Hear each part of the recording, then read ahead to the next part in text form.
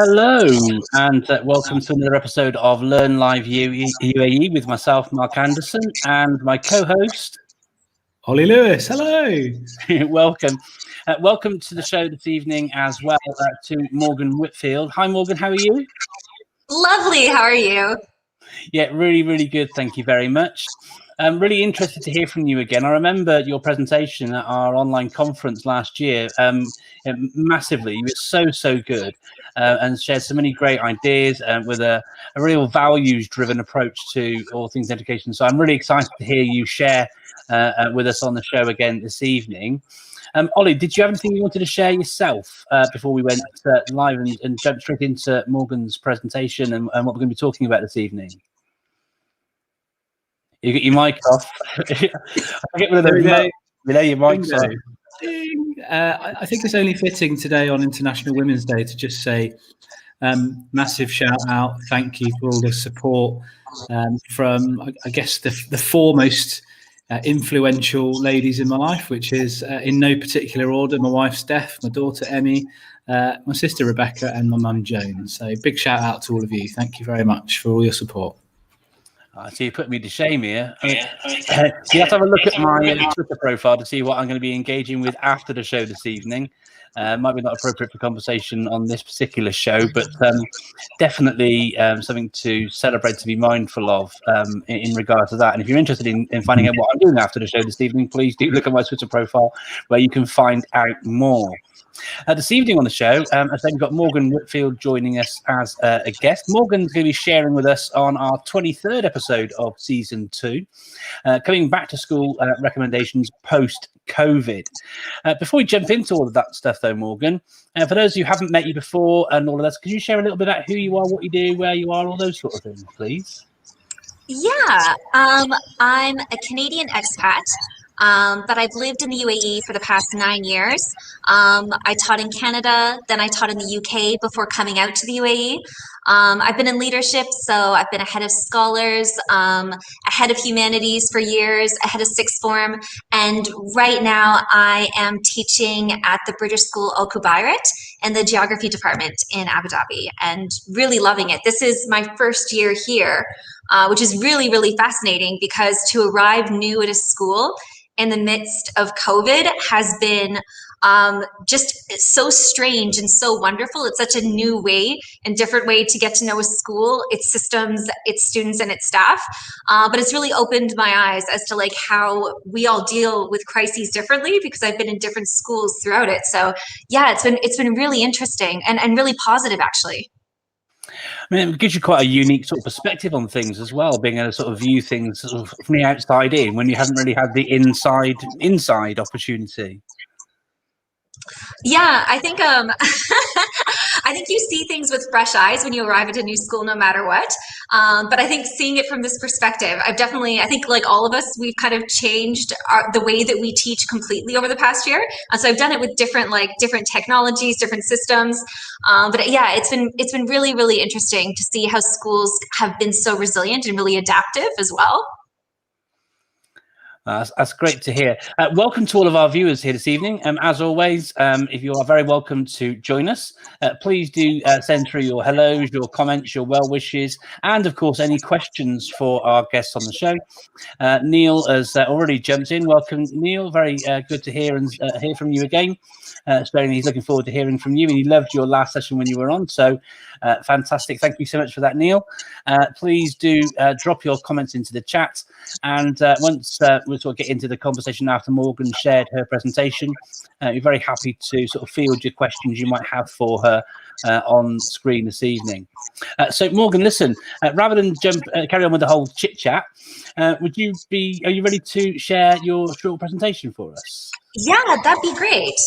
Cool. I'll bring you up onto the main screen now then. There you go. Perfect. Okay, so this is a very, very broad presentation, but I thought we'd just start at a really, really happy place. So the picture that you see right there beside me, This is a picture of year 7 students coming back into my school. This was a few weeks ago. It was in the newspaper. And this is them coming into the senior school for the very first time. For many of them, they had been distance learning for 11 months. So they had been away almost an entire year, and we did a socially distanced cheer line to welcome them into the senior school for the very first time. And it was incredibly lovely and just incredibly moving, actually, to have them there in the building after only seeing them on these tiny, tiny little computer screens and those little Zoom boxes for so long. So it was lovely. It was great to have students back in school. However, the first thing we noticed is that we were not in Kansas anymore. We may have students back, but we are very much still in the eye of the storm. Just yesterday in Abu Dhabi, we had handfuls of schools close again because of COVID cases, and that's inevitable. That's going to happen everywhere. The pandemic has been a tornado uprooting all regular function, and we've kind of ended up in this strange new world.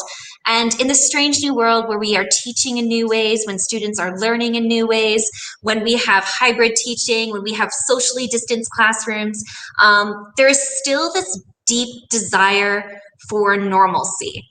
There's this deep desire, more than anything else, for us to come home. And I think that's what we all want, to come home. That's what our school communities are. It's home. That's what we all want to get back to. So that's the big question that I kind of want to address today. How do we get home?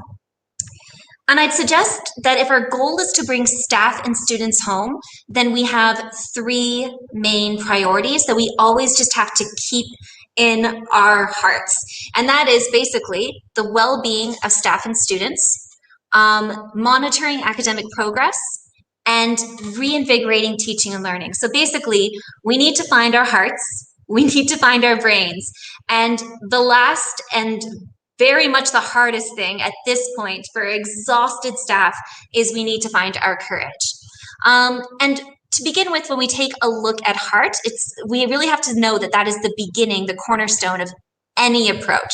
I know that when we look in the news, we see the monitoring of academic progress being the thing that people tend to be worried most about. We all are worried about mitigating any drops in attainment. We constantly think and fret about what skills and content may have been missed that was so precious in this past year while students were distance learning. So we feel like we really have to sort out our students' brains. And then lastly, when we take a look at courage, we have teachers that are exhausted and tapped out. So how do we ask them to do more? Should we ask them to do more? Where do we actually stop and say, okay, where's the place that we pause when it comes to teaching and learning? Is that something that we ever pause? I think that if we kind of put these main priorities at the forefront, we can return home. Again, we all want to go home. So let's take a look at heart first. So let's take a look at the well-being of our students and staff. Basically, this past year, there's a lot of trauma that has yet to be processed. And in order to process it, we need to meet students where they're at. So the first thing that we have to do is we need to assess the well-beings of our students in a meaningful way. It's only after we've assessed them that we can then look at our social and emotional curriculums and adapt them with topics that are really pertinent to this unique moment in time. We should be looking for every single excuse to celebrate student success, to build up their confidence again. Whenever possible, we want to see how we can bring parents in the community back into the school. And then lastly, but perhaps most importantly, we have to look at how staff well-being can be given space. If staff well-being isn't given space, then it's really hard for them to actually be in tune with students' needs. It's hard for them to be present in lessons. It's hard for them to build rapport and to pick up on those all-important cues that students need in order to really feel like they have a safe space in school. So really attending to all this is the trick to kind of addressing heart. So let's talk about very practical tools first. I think a lot of schools right now are using kind of the main tool that they're using is probably something like PASS. So if you're doing your GL assessments, you got your CAT4 data. PASS seems like the most obvious thing to use. So if you are using PASS, you're basically asking 3 questions. You are looking at students' kind of confidence in themselves, which is really important. You're looking at how they study, which is really key, and you're looking at their attitudes towards school, and that's really powerful. Because if there's problems with any of those 3 things, those 3 main categories that PASS really looks at, you're going to uncover these barriers that might halt their learning or might inhibit them in any way. So PASS is one way that you can definitely kind of look at student well-being, and it also really identifies fragile learners. The other tool that I'd really recommend as a well-being tool is actually something that my friend Kat put me onto, which are epoch tests. This is free, online, all set, ready to go Google form, which is really easy. You can find it on Dr. Peggy Kearns' website. So epoch stands for engagement, perseverance, optimism, connectivity, and happiness. And it's a really, really quick and easy way to see exactly how your students are doing in their well-being journey. And you can give it to them in staggered intervals to see how they might be changing over the course of a few months or a few weeks. It's really great if you're a tutor to get a snapshot of exactly where your tutees' heads are at, for instance. So I'd really recommend that. It's really, really nice and easy to use. The other thing that I'd recommend, which is really useful, is a metacognition awareness inventory. This is a really, really long test, but it's really, really valuable. And you can kind of set it yourself. There are kind of 2 ways to do it. You can have students do it as simple true, false with the questions, or you can have them ranked on a scale of 1 to 5. But the metacognition awareness inventory is really kind of pertinent for these times because with metacognition, we're asking students to reflect on how they're thinking, how they're learning. And it has a lot to do with self-regulation. With the pandemic, we have asked students to basically self-regulate and basically use their own coping mechanisms and learning strategies in ways that we have never asked them to before. Some students have flourished and really grown and become extremely confident in how they are using those learning strategies, and other students have not. Their confidence has actually gotten lower.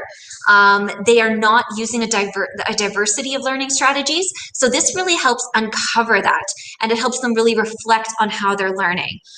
So again, it fits into the well-being, but it also really looks at how they've been coping this past year. So the metacognition awareness inventory is a really, really useful tool as well that I'd recommend. Now, once we have all this, once we have all of these like lovely assessments done, and we have a kind of understanding of perhaps maybe individual learners who we need to flag up, and maybe we've seen cohorts and patterns that we can identify, the next key thing that we really need to do for our students is we need to take a look at our social and emotional curriculum. So if we look at the curriculum that we have very formally in PSHE, we are probably going to need to adapt that to make it, again, meet the moment that we are in. I know as a teacher, I've seen students who have lost more this year. I've definitely seen more grief. I've seen students have been more isolated. They haven't been able to visit family. They've lost loved ones. They don't have the same connection. Some of them have been separated from their siblings, are working alone while their siblings have been at school.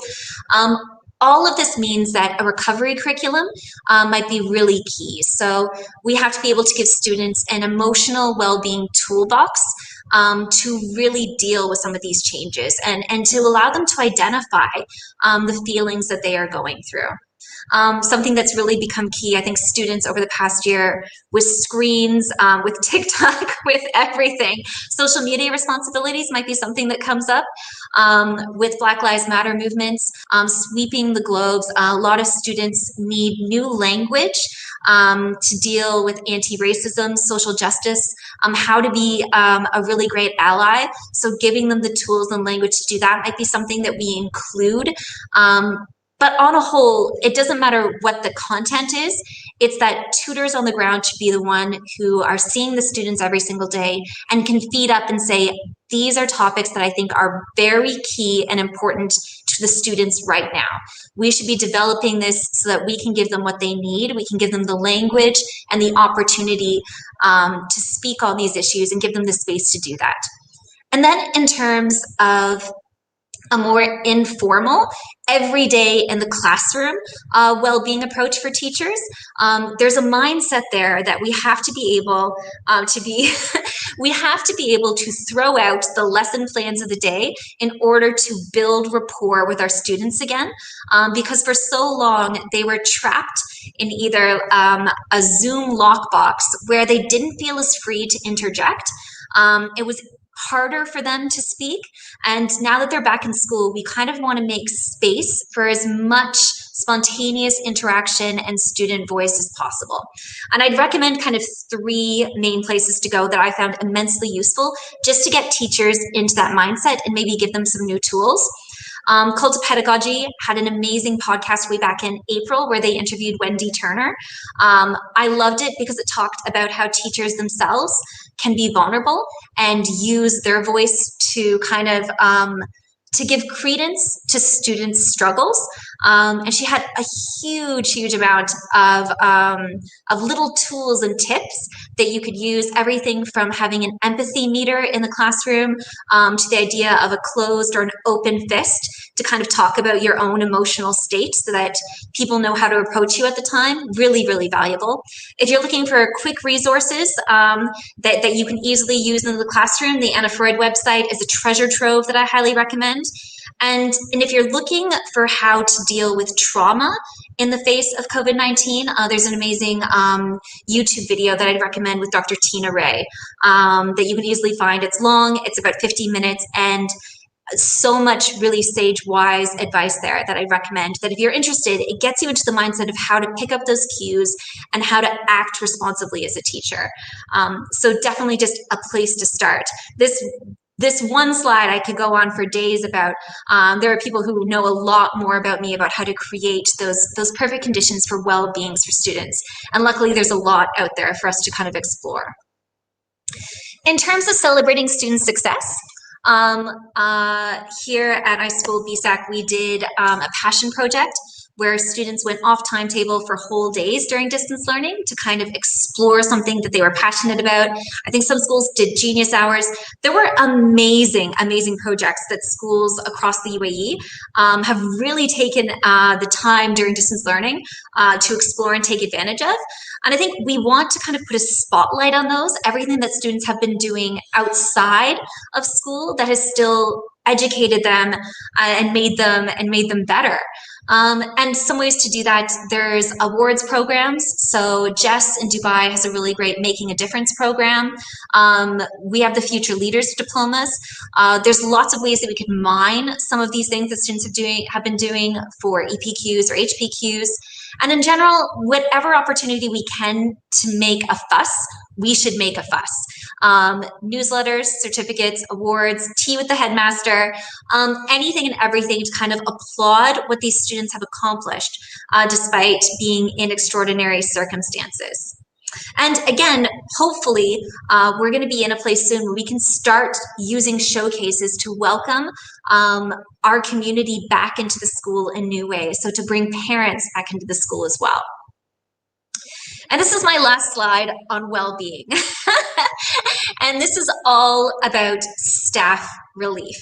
And I start this by saying pep talks and chocolate are lovely, but what's next? And I have to say the pep talks and chocolate, they really are lovely. Earlier this term, I had someone drop off some chocolate with a little note on a day that I was feeling particularly down, and it really meant the world to me. Like it really meant the world to me. It made me feel like I had been seen and made me feel like I'd been heard, and it really brought me up. So I think small gestures are absolutely amazing. And when you have staff members giving each other those small gestures, it really does make a difference, kind of brightening your day. But I think a lot of the times we get to the point with well-being where we're a little afraid and we want to go beyond what a lot of people would say is just lip service. So what are real big differences that we can make for teachers?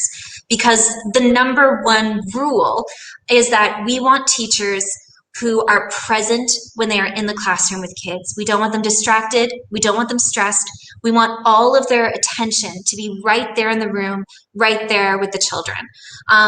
So in order to do that, these are just some big policy suggestions. The first one is what I call the Coco Chanel rule. It's one of my favorite quotes from Coco Chanel, that before you leave the house, you should always remove one accessory, so that you're never overdressed. And I feel like that is great advice for managers. If you're a manager and you're in a meeting and you have given teachers a to-do list of 5 things, you need to remove one thing. If there's a to-do list of 5 things, remove one so that it is only 4. Remove something that doesn't give us much value or bang for its buck. The most important thing that we have to respect is teacher time and energy. So giving them one less thing to worry about is a huge deal. Taking one less thing off their to-do list, off their time, is really, really powerful. So whenever possible, remove one thing. Make it simpler, make it easier. The next one is huge. This is email curfews. I have to say that email curfews are a life-altering culture change. If you have email curfews at your school, which means that after 3 o'clock, nobody emails on the weekends, nobody emails during the holidays, nobody emails, it is amazing. I don't think we realize how much it stresses us out when we have email on our phone pop up, that little red circle icon that tells us you should be checking this, you need to deal with this right now. And once you set the email curfew rules that say that teachers are unreachable, that parents know that teachers are unreachable, that they will email back within 48 hours, but only during business hours, that is so powerful. It immediately relieves stress. And the rule is you can't send emails, because as soon as you send an email, you're kind of giving a burden to someone else that they have to react in some way or worry about it or do something about it or complete a task when what should be their off time.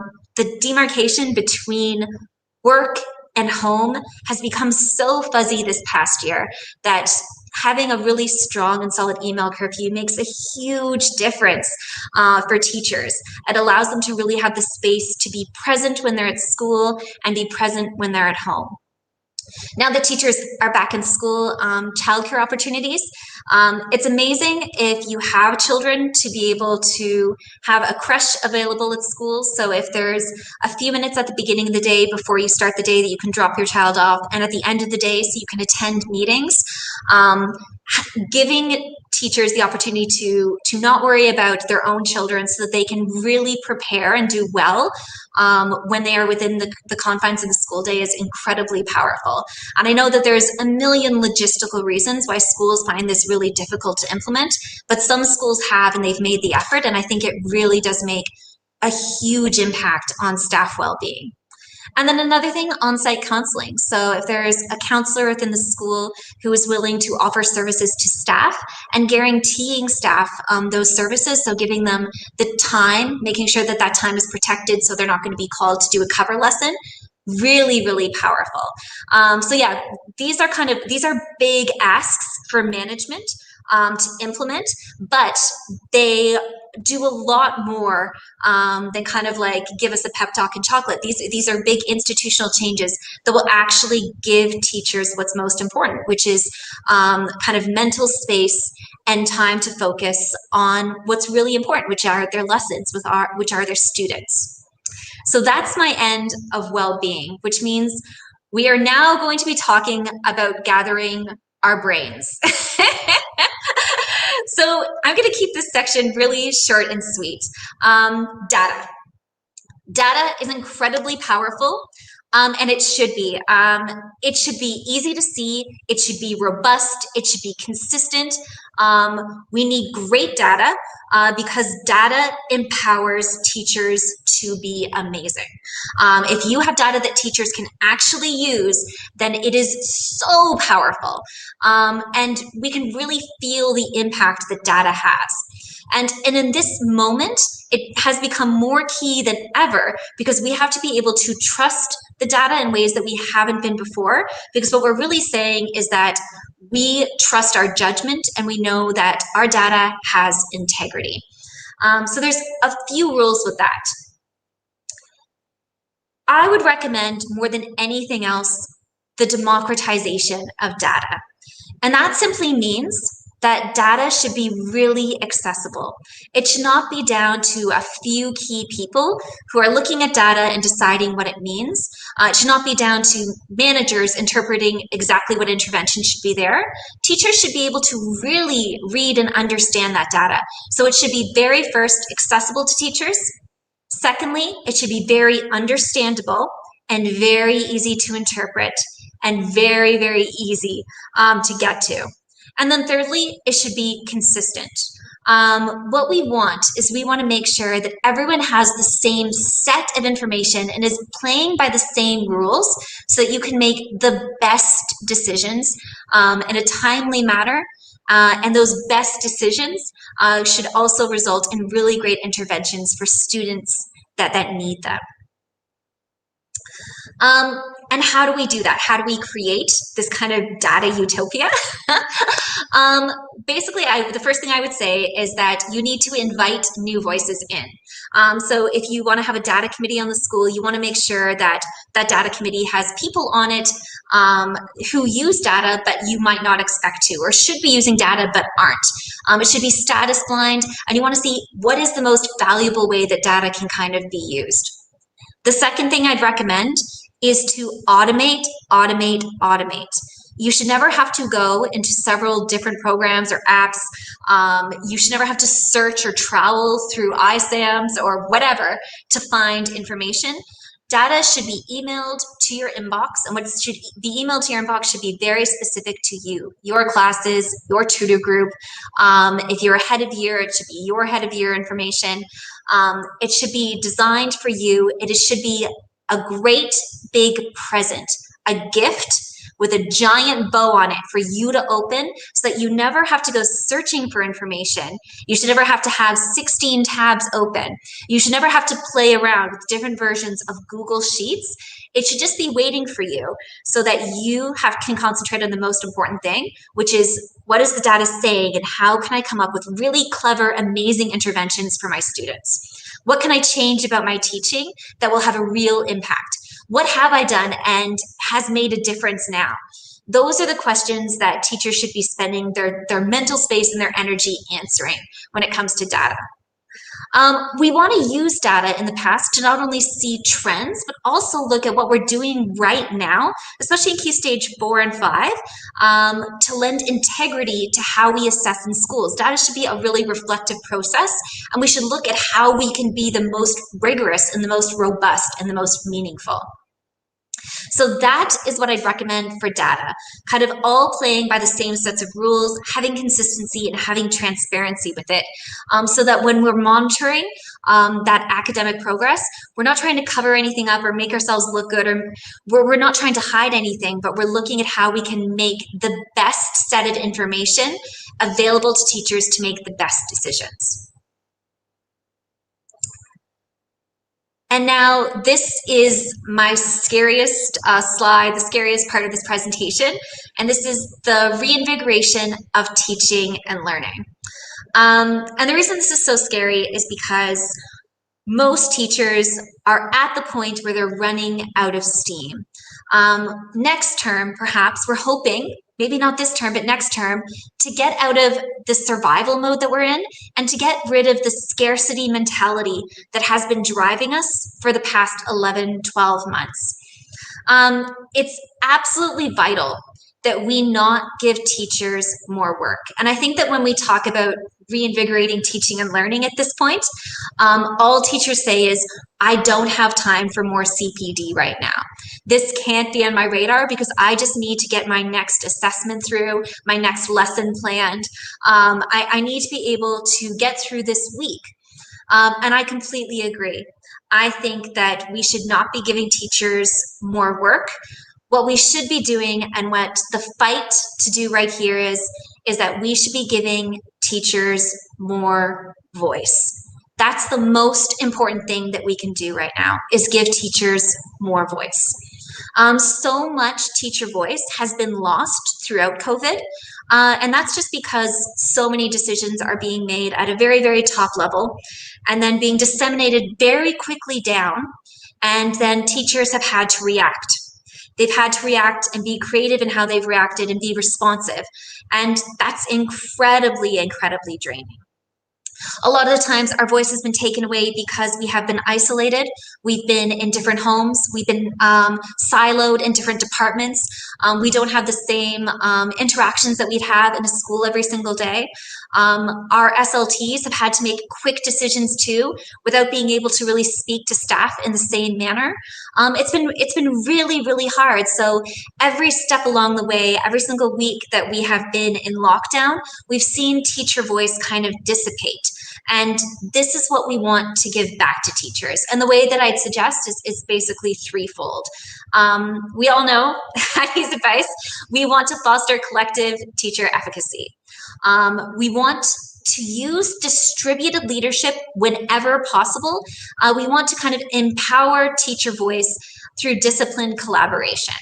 And again, we want to do that in a way that doesn't give teachers more work.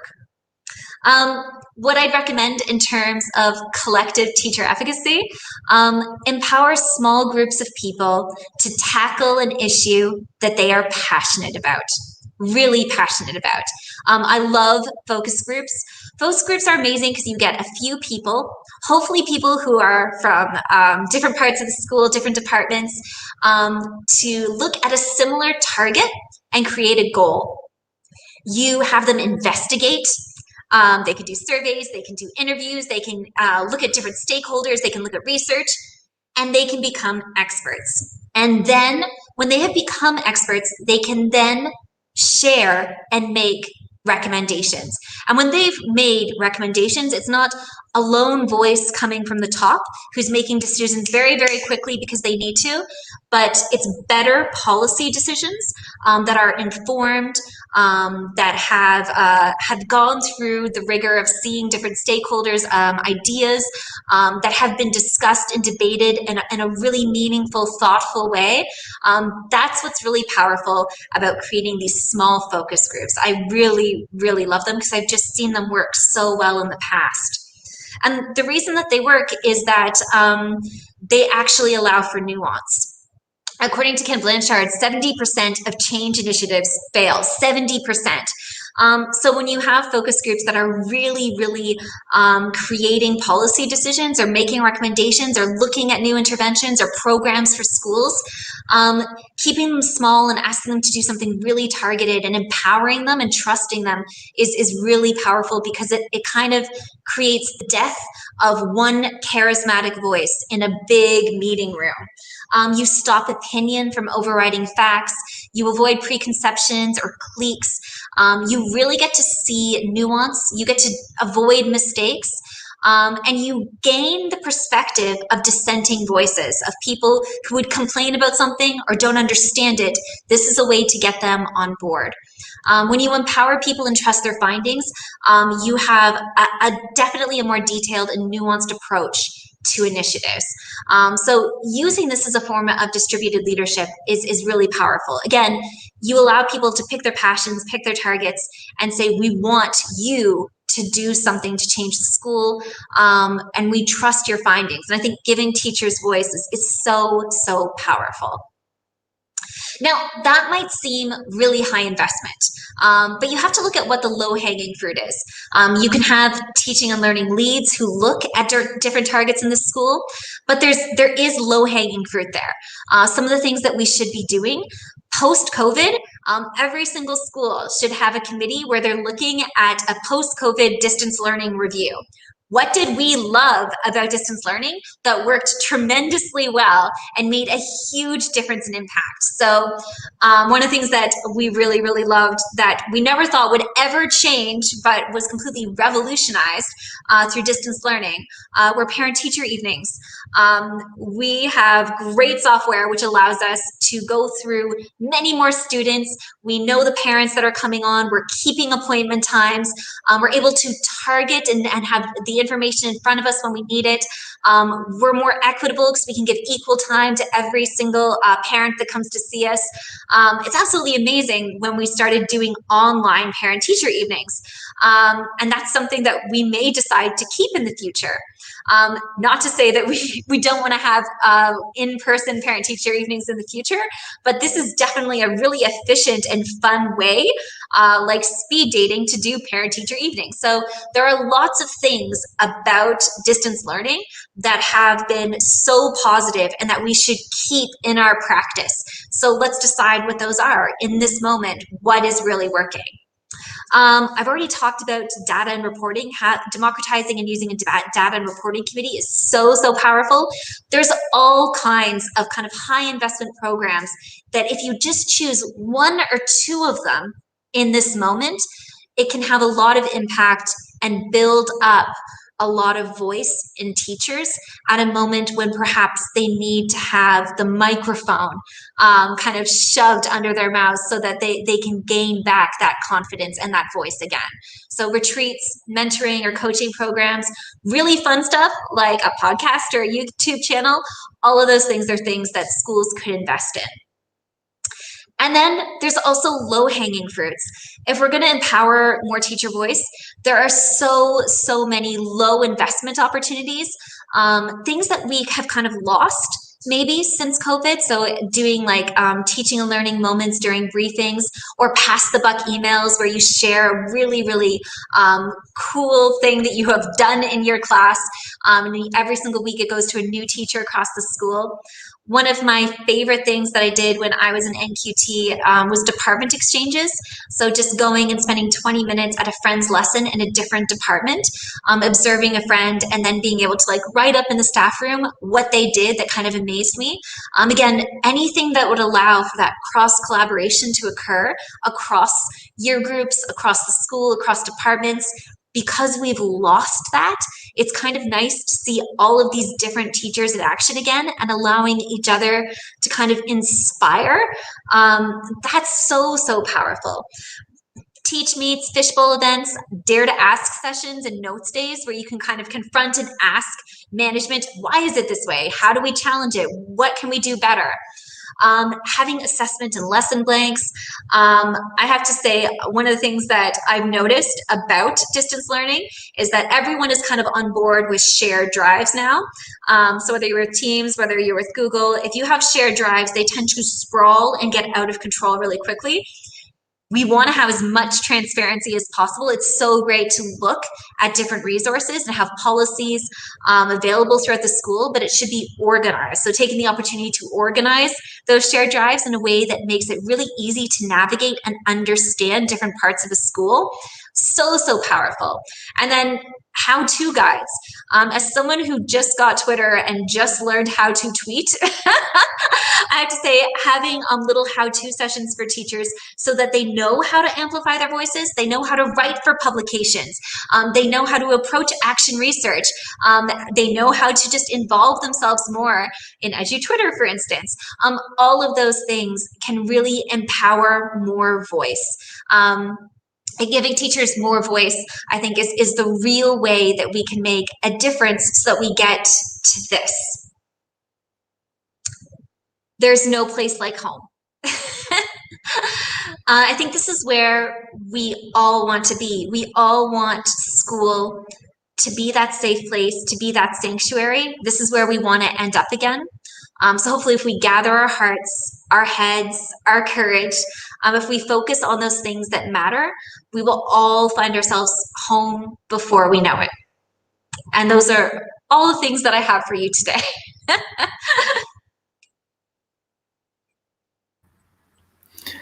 Thank you so much, Morgan. I mean, there's so much to unpick from all of that. Loads and loads of fantastic ideas.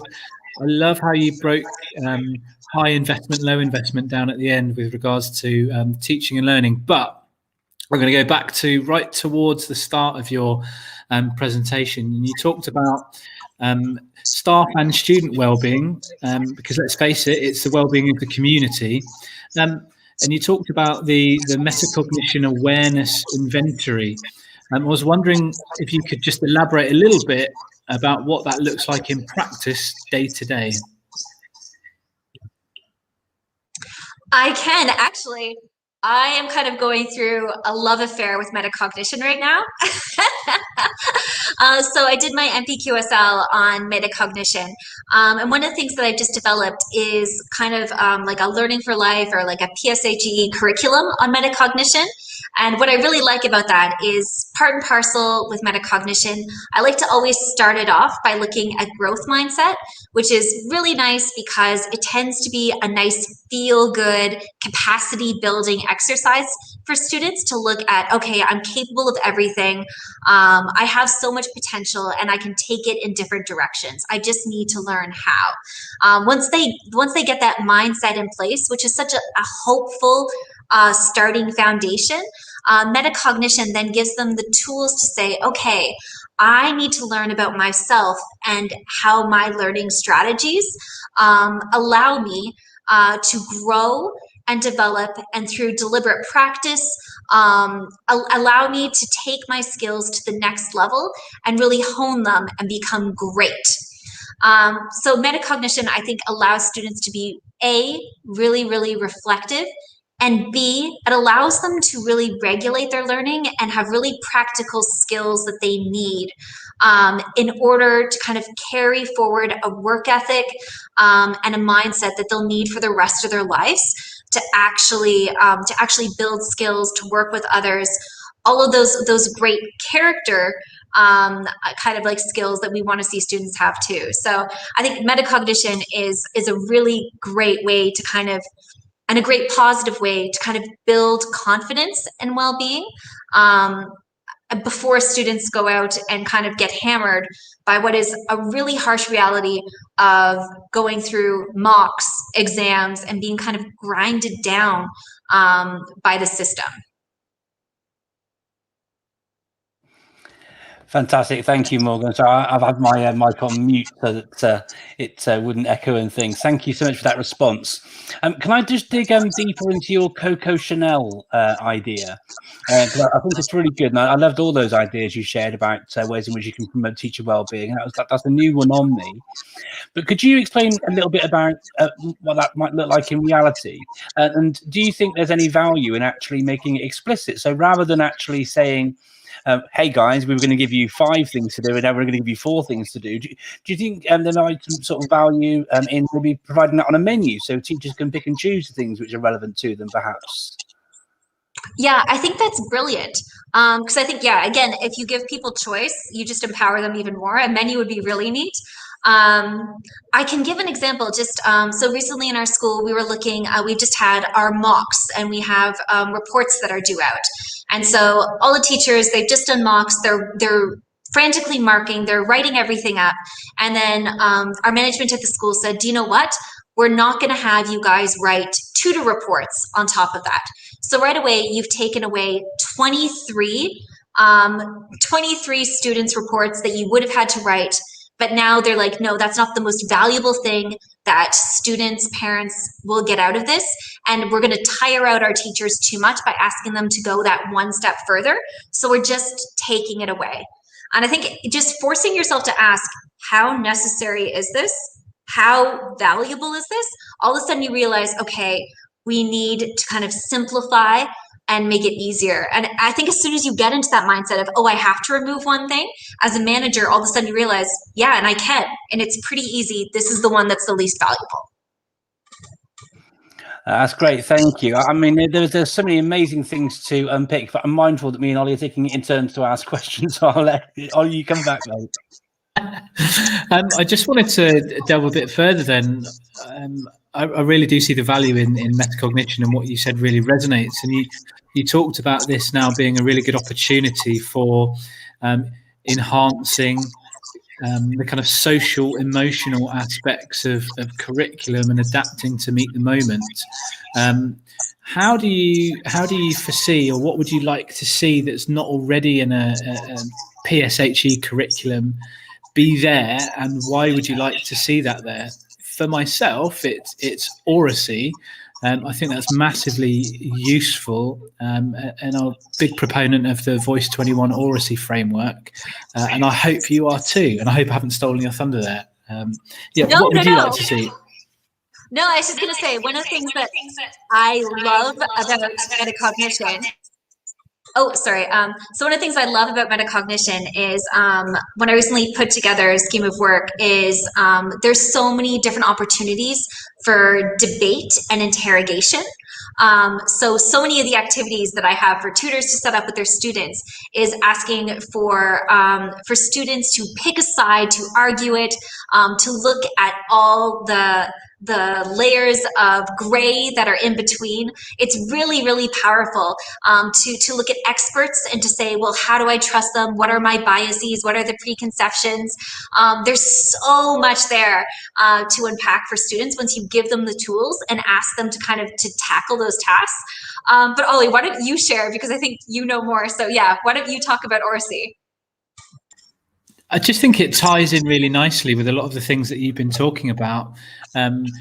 You gave some really great ideas on giving the opportunity for I'm going to say the community rather than just students, the community in a school to have a voice, and different facets that you can, or different methods that you can enact that voice, whether it be through focus groups or surveys or any of the other examples that you've given. And I think that the Voice 21 framework is a hugely useful tool for schools. I am no expert by no means.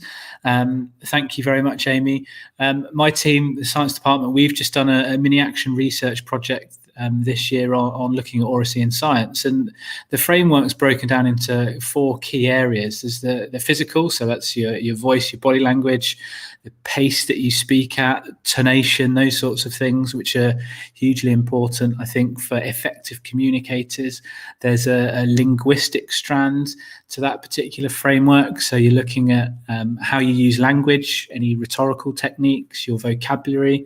There's the cognitive aspect, which Morgan, I think you're more than on board with, and that's the choice of content, how you convey it, the intentions behind it, building on the views of others, challenging others, seeking clarification. There's reasoning within there. There's clarifying, summarizing, and all of those kind of, I guess, actions and concepts revolve around that kind of self-regulation aspect. And then the last strand to the framework is the social and emotional aspect to that. And that's how, managing our interactions.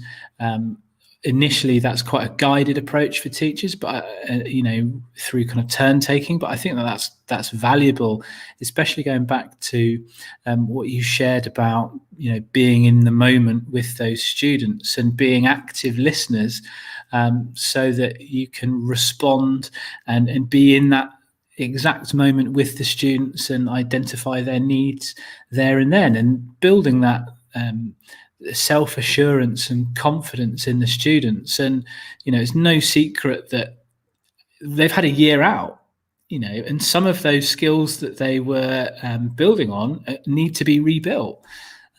So I think that that's a hugely important and useful resource that isn't often tapped into in not just PSHE curriculums, but all curriculums. Yeah, it's really interesting. In metacognition, one of the sessions that I designed too, which is just, it seemed like such an add-on at the time, but it was all about meditation. and doing different guided meditations, focus meditations, stress relief meditations. It seems so simple, but allowing space for that in how we reflect is so powerful. And it has such an intrinsic link to well-being, to being present, to learning how to quiet your mind and bring it to a place where you can be really productive or an active listener, or to kind of reflect on your own journey and values. It's really valuable. Fantastic conversation there, but from both of you. There's some lovely comments in the chat as well. Thank you for joining us on that as well, Amy, and the kind comment about Olly's blog post. You're right, it was really good. I wanted, Morgan, if that's okay with you, just to reflect a little bit on some of the things that you brought together. I'll just mute you for a second, but I'll unmute you in a sec.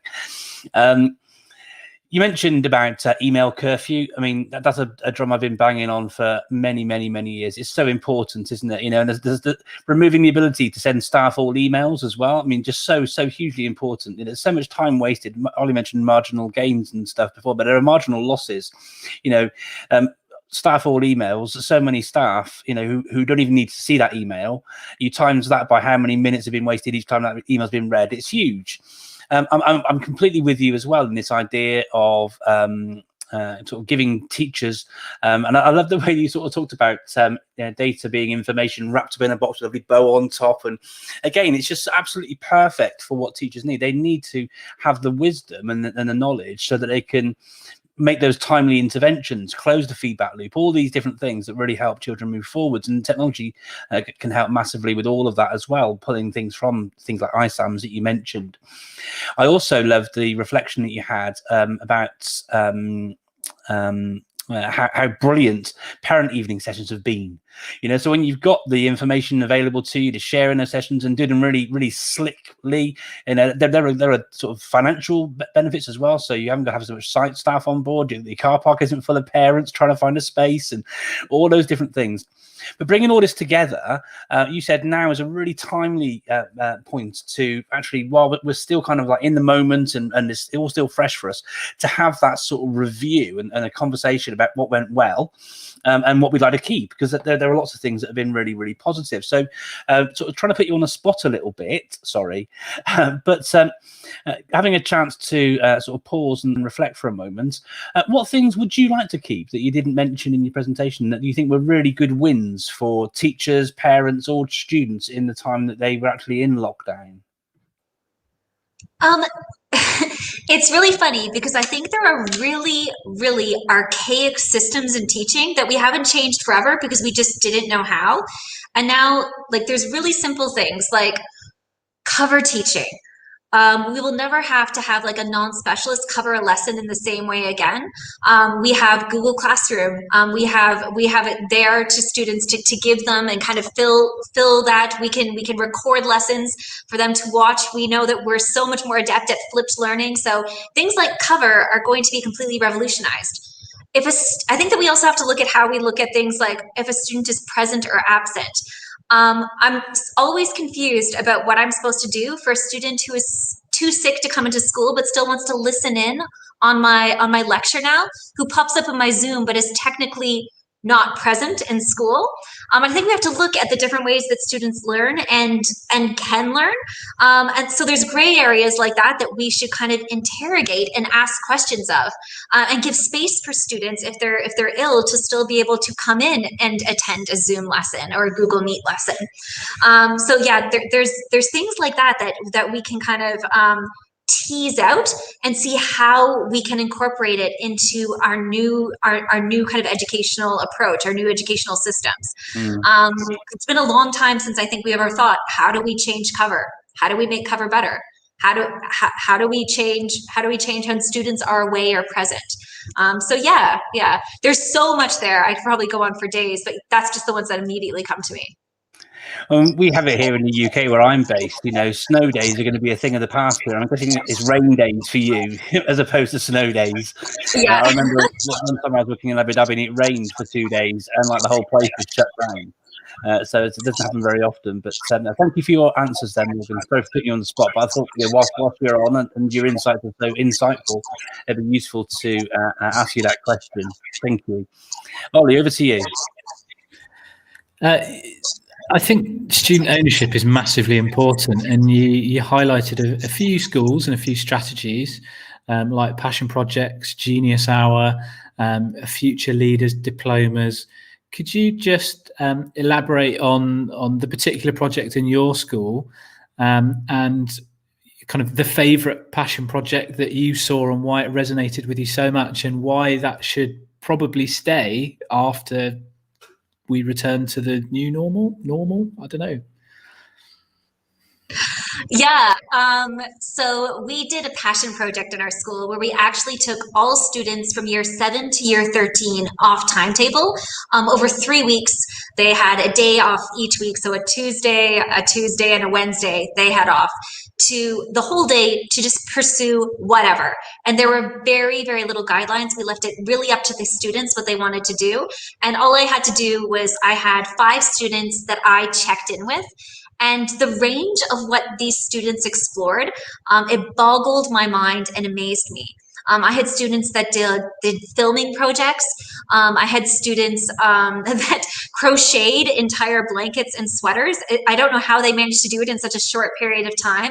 I had students that, I had one student who, she was going to be the next Amanda Gorman, to the most incredible poetry. So she put together a book of poetry that she had written, reflecting on her experience through COVID. I had students that took on baking projects because they wanted to learn how to cook a traditional, or bake a traditional high tea. And what was really neat was not so much like what they accomplished, although what they accomplished was great, but it was the enthusiasm that was ignited in them. It was absolutely contagious. And I had my doubts because I was like, any teacher, we can't do this to exam classes. Year 11, year 13, they must be concentrating on the revision strategies. But this was so much more powerful. And I think what's really neat is I think it'd be really amazing to carry that into the future, to see these kids do passion projects over a much longer period of time. I would love to see like a showcase where then they can present whatever their long-term goals, whatever their long-term passion projects have been over a longer period of time, had that kind of showcased in the school, having the entire community come in and see what these students are capable of in their spare time. It's as soon as you kind of take the lid off learning, and you say the sky's the limits, I'm always amazed. Students go so much further than what you would ever expect. I think that's a really important point that you just ended there, that if you give students, kind of give them a bit of rope to go with something they really value and are interested in, they'll always knock your socks off and amaze you at what they can do, because they're brilliant. Really, aren't they? Yeah. Brilliant.